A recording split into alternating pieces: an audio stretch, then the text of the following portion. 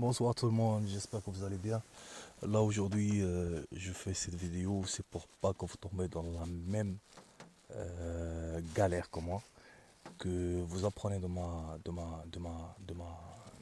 expérience, comme moi aussi je peux apprendre de votre expérience à travers les messages et les commentaires que vous laissez. J'ai trouvé cette voiture là sur le bon coin il y a deux-trois jours là en arrière. Dommage que j'ai rien filmé. Euh, les prochaines vidéos, je vais les filmer. Je me dis ça tout le temps, mais bon, en tout cas, personne ne me demande de filmer vraiment les situations que je passe avec pour chercher une voiture. Euh, Comme je vous ai dit, j'ai trouvé cette voiture-là sur le bon coin il y a deux-trois jours et puis j'ai parlé avec la personne, j'étais parmi les premiers à parler avec lui, c'était une bonne affaire pour moi autant que professionnel. La voiture elle a une panne. J'ai discuté avec le vendeur m'a dit qu'il avait des ratés d'allumage de temps à autre. Il était à Poitiers, moi je suis de Bordeaux, ce qui fait qu'il y avait 280 km à peu près. Du coup, j'ai décidé voilà, j'ai négocié le prix déjà avec lui au téléphone et j'ai décidé d'aller prendre la voiture. Je lui ai dit, je te paierai en espèces, je viendrai pour la voiture. Le monsieur m'a confirmé que il y avait plusieurs personnes qui étaient intéressées par sa voiture et que le premier venu, premier servi. Je lui ai dit, écoute, moi, je vais t'appeler dans 20 minutes. Je te prends la voiture dans l'état comme elle est et je vais t'appeler dans 20 minutes le temps que j'appelle un cousin, un ami ou quelqu'un qui peut me ramener à Poitiers. Or, j'ai trouvé personne pour me ramener. J'ai trouvé personne pour me ramener. Alors du coup, j'ai appelé le monsieur, je lui ai dit, écoutez, moi je suis enfin, je suis de côté de Bordeaux, hein. J'habite à Bordeaux, mais bon, pas vraiment à Bordeaux centre, pas à la Victoire, pas à Saint-Michel, pas, tu vois ce que je veux dire ou pas? J'habite à côté, Isine, Blanquefort, Bruges, Empire, tu vois ce que je veux dire? Voilà. Je dis écoutez, j'ai trouvé un train, je vais aller vite fait à la gare Saint-Jean, je prends le train qui est direction Poitiers et je suis là à 18h45. Alors, je prends le bus, on de deux, je vais aller à la gare. Et là, le problème, c'est que je rate mon premier train alors que je l'avais réservé. Du coup, j'arrive là-bas, le train était devant moi, devant ma gueule. Le monsieur ne m'a pas laissé rentrer. Dans le train, c'était une galère, pas possible, sincèrement. Alors j'appelle le monsieur à Poitiers, je lui dis écoutez, je suis vraiment désolé, on peut apporter à quelqu'un un autre jour et tout. Il m'a dit non, il y a quelqu'un qui va venir la prendre demain matin à 9h. 9h, moi c'était pas possible pour moi parce que j'ai d'autres projets, je travaille la nuit aussi, je vais vous raconter ça par la suite. Je suis un galérien avec, vous savez, je suis un papa, je suis un père de famille avec un seul travail, on s'en sort pas. Impossible de s'en sortir. Du coup, je suis obligé de faire d'autres choses à côté. Bon, bref. Je lui dis écoutez, il n'y a pas de souci. Il y a un autre train, un autre départ à 19h, je crois à 19h20, un truc comme ça. Et que j'arrivais là-bas à 22h, à la gare de Poitiers, Poitiers Centre. Est-ce que vous m'attendrez là-bas, comme ça au moins on fait les papiers là-bas, si la voiture me convient et tout ça et tout ça et tout ça. Autrement, s'il ne me convient pas, j'avais un autre retour à 10h de là-bas et j'arrive ici à, je crois, à minuit 40, un truc comme ça. Je ne savais plus exactement. Il y a que 2 3 jours, hein, comme je vous ai dit. Bon, j'arrivais ici vers minuit, bon, le temps de prendre le bus, de rentrer chez moi, ça allait être à 1h du matin, bon, c'était galère. Dans un autre côté, c'est comme si j'étais obligé pour moi, parce que j'ai parlé avec lui de tout et n'importe quoi, et puis il m'a envoyé le moteur qui tourne. Il avait l'air très stable et tout ça. J'étais intéressé par la voiture, j'allais là-bas pour prendre la voiture tout simplement. Et du coup, là, je suis avec, hein, comme vous voyez, du coup, je l'ai pris, hein. Je l'ai pris parce que le moteur il était stable comme dans la vidéo, tout simplement. Bon, alors je prends le train.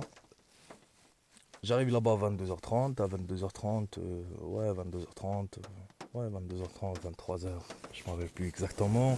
J'arrive là-bas, oui, bonjour, je l'appelle, je lui dis, je suis déjà ici, déjà, je lui envoie un message 40 minutes avant, je lui dis, j'arrive à quelle heure exactement. J'ai les messages, j'ai tout ce qu'il faut. Bon, moi, j'arrive pas à faire les montages avec les téléphones ou avec le PC ou quoi que ce soit, j'arrive pas trop bien à faire les montages.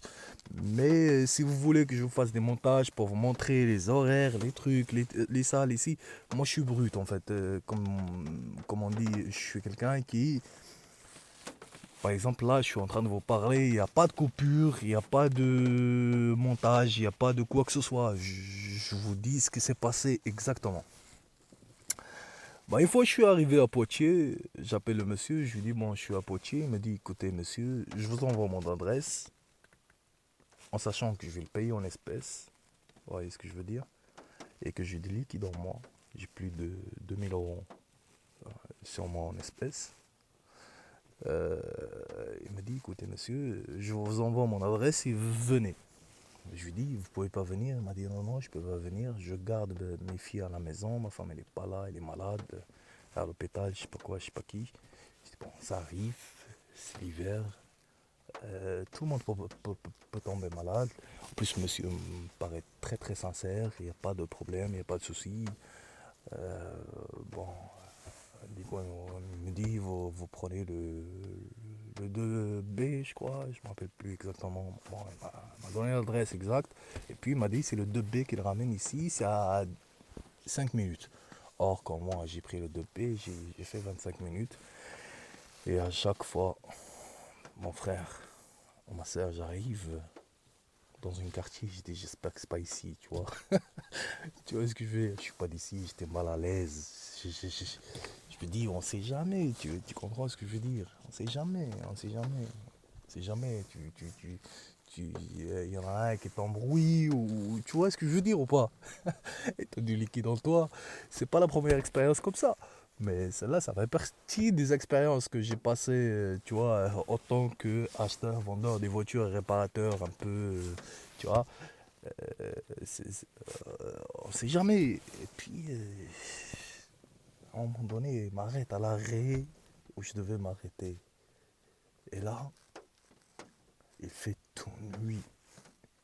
Il fait complètement nuit. Et il n'y a même pas une lumière d'allumée. Alors je dis, bon, qu'est-ce que je fais? Je prends le bus d'en face. Je vais au train. Ou bien je prends la voiture. Qu'est-ce que je fais? À un moment donné, je dis, bon, maman, tu prends ton courage en main. Tu vas aller prendre la voiture. J'appelle la personne devant le bus. Je dis, écoutez, je suis devant l'arrêt de bus.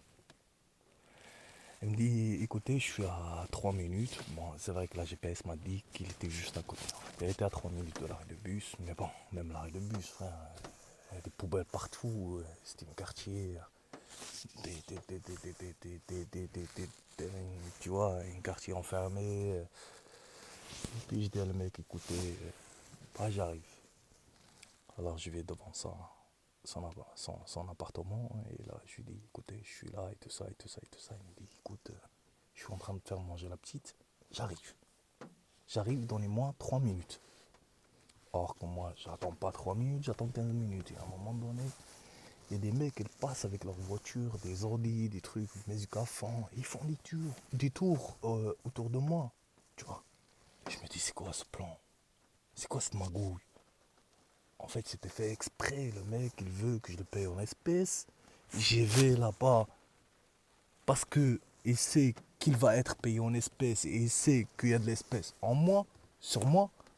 Du coup, c'est un plan en fait entre eux pour qu'ils me piquent l'espèce. C'est de l'argent facile pour eux. Je me mets en mode guerrier. Je dis putain, comment je fais? Heureusement, il y a un mec qui travaille en Uber. Il vient, il s'arrête avec son scooter. Et du coup, il appelle une dame. Il dit oui, il y a une dame. Enfin, bon, il me voit déjà, il croit que c'est moi le mec de, de. C'est moi le mec de la commande, sauf que c'est pas moi. Alors du coup, moi, je vois que les mecs ils font des tours autour de moi. Je dis putain, merde, il faut que je fasse un truc. Là, je vais aller voir le mec du Uber, je dis ça va mon frérot, il m'a dit ouais ça va, là, tu vas bien, je dis ouais, je lui dis alors ça marche là, c'était le week-end tu vois, enfin c'était pas le week-end, c'était mercredi, mardi ou mercredi, tu vois. Je dis ça va, mardi, c'était mardi, voilà. J'ai dit ça à mon frérot, il m'a dit oui, je dis, ça marche bien et tout, il m'a dit ouais, ça marche mieux le week-end ici et tout ça. Et j'ai dit écoute mon frère, moi je suis de Bordeaux et tout ça. Moi je travaille aussi en Uber de temps à autre, pas tout le temps. Franchement là-bas ça marche bien et tout. Et ici tu peux gagner combien? Et du coup je l'ai tenu par la conversation, tu vois. C'était en blague en fait, qui est sur son scooter, j'ai tenu par la conversation. Les mecs ils faisaient les tours, ils croyaient que je faisais partie du quartier.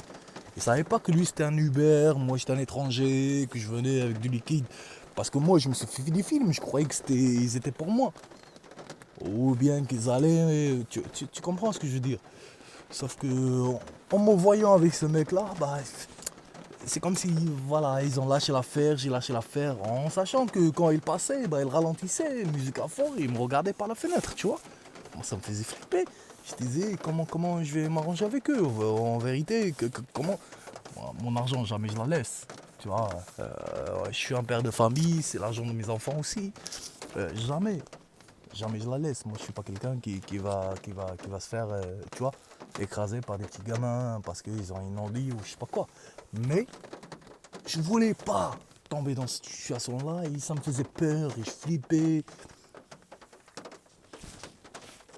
Tout le monde flipperait à ma place, tu vois. Mais bon, grâce à Dieu, alhamdoulilah, comme on dit chez nous, alhamdoulilah, grâce à Dieu, euh, il y a eu ce mec-là et on a commencé à discuter, à parler. La meuf en haut, il a eu du temps à descendre pour voir la voiture. Et de temps en temps, moi j'envoyais des petits messages, j'appelais le mec, il me dit oui, oui, je descends, t'inquiète pas, je descends, il y a ma femme, il arrive, il arrive, il arrive. Enfin, il y a mon beau-frère, ah oui, il y a mon beau-frère, il arrive, il arrive, il arrive, il arrive, pour garder mes filles, pour que moi je descends en bas. Bon, à la fin, le mec il a livré sa livraison, moi je l'ai tenu, c'est quoi le scooter que tu as, c'est quelle marque? J'étais obligé de faire comme ça, tu vois, je voulais pas rester tout seul. Et puis à un moment donné, bon, le mec il a descendu, je dis mon frère, ouais, il m'a dit je suis vraiment désolé, il y avait mes filles, tout ça.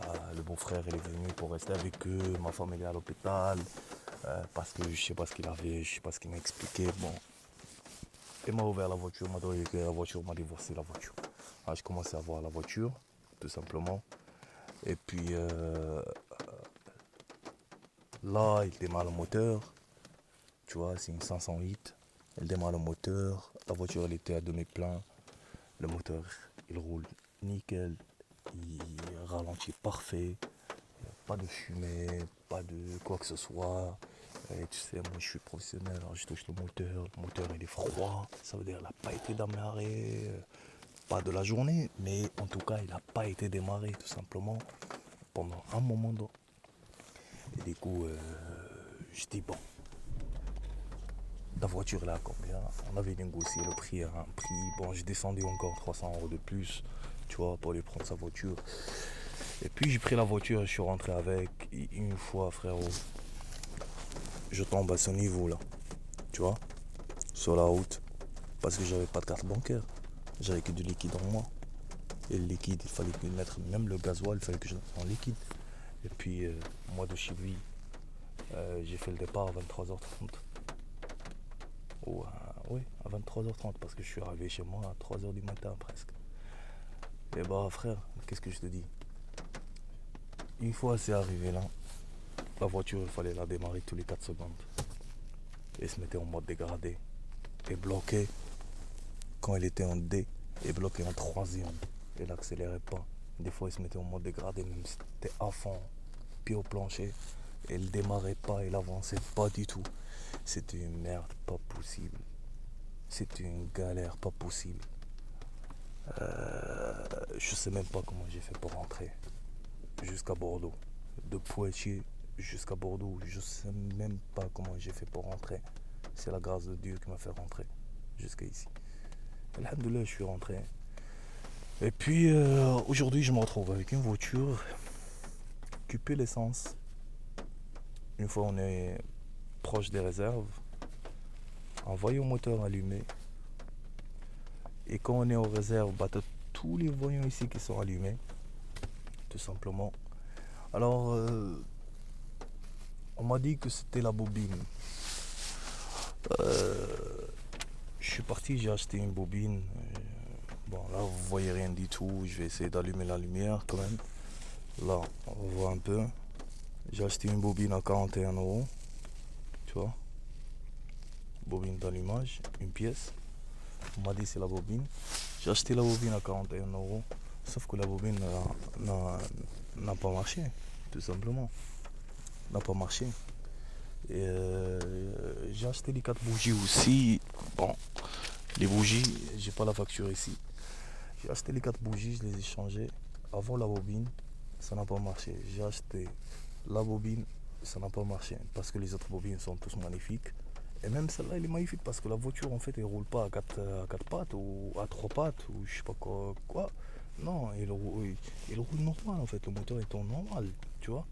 Sauf que, parfois, il a il est en mode dégradé, tu vois, le voyant moteur.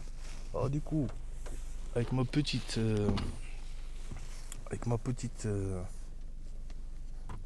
valise là, la Autofix 2025.